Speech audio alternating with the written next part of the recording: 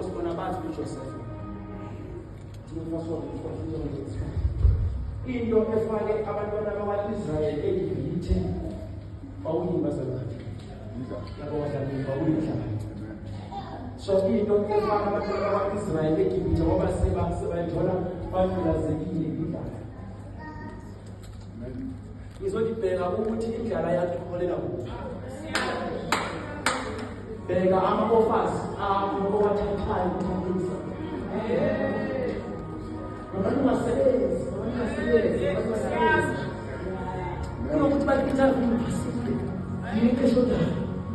Ukuthi uze kusise ofisini. Singabukhi ngotela.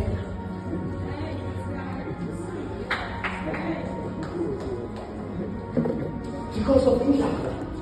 Kunabantu namhlanje abaseyintweni abasela ukuphuma kuso ngenxa yendlala.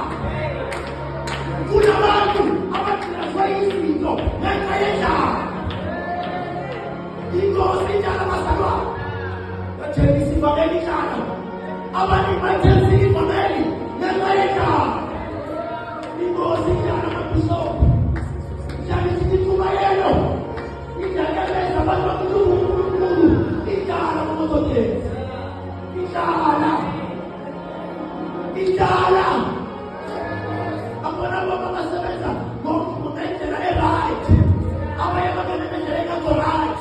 Abanye babazalwane. Ngenxa yendlala.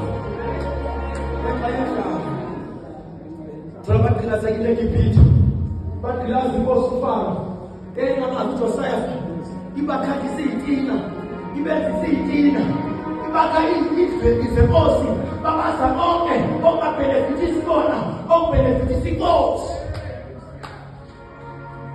Abantu abafakwa yindlala. Inkosi indlala bazalwane. Inkosi indlala. Indlala yokudlamini. Indlala yokufuna ukuphila dlamini. Bathi uyekhenza. Bathi dlamini ka-4 months ekuselele. Uyahamba after 4 months. After udlamini sikhulekele. Abuyele ku-doctor. Doctor 3 months. Fika umuntu mama. Adlamini. Unomuntu wayilungisa inkinga yakho. Unomuntu wayikhisha lendlala yakho mina. Nginomuntu engaziyo. Kazangisho naMozambique. Because of Yakula. Because of indlala. Athengise ngevangeli. Oh. Mina ngikhuluma ngendlala yesikwa. Ngikhuluma ngendlala bazalwane. Yokuphela mina. Mabhishophu bani bantu abantu baphela kanje. Indima nami. So just my mood.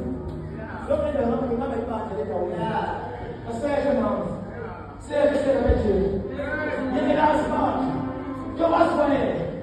Aseshe mama. Bazongena bayizithi ba. Abafika bathola umuntu noma esiswini alambile alizela uPostoli Paulos aliyakwazi ukuba nakho yakwazi ukuswela abasemkhisekile ukuba banekiswe yilokho indaba. Yabafaka indlala kuvule eGibhithe wabagqilaza uFaro kwasi uFaro ugqilaza inkosi yami. Wakugqilaza abantu bakaNkulunkulu. Wakufaro manje because nambona ukuthi nginamandla and nina niyanda babaningi kunathi. Aphela nje ababelethi ngicela ukuthi amahebheru uma ngabe ababelethi. Ngicela ukuthi uma ngabe ababelethi ngalo mfana yongane ibulawa. Zithathe ingane zithathe lezi empila zabafanele ezeyiqile nje. Abothi laba abathathe babathathe bofake la endlini. Kubulawa inzalo yakwa-Israyeli. Kubulawa abantu bakaNkulunkulu.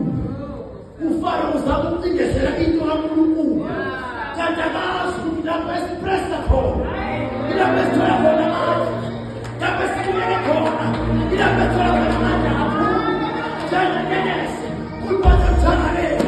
Kuliphatha lana. Kuliphatha kanti ngiyeza baba. Iliphatha lana.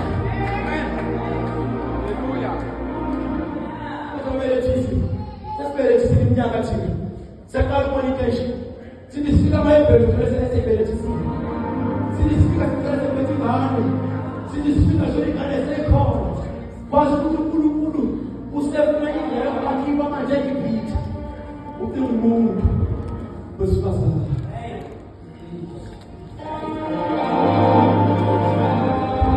Umuntu wesifazane.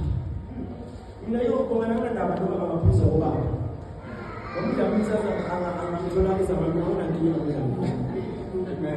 Angankinga. Wafuneki umuntu wesifazane.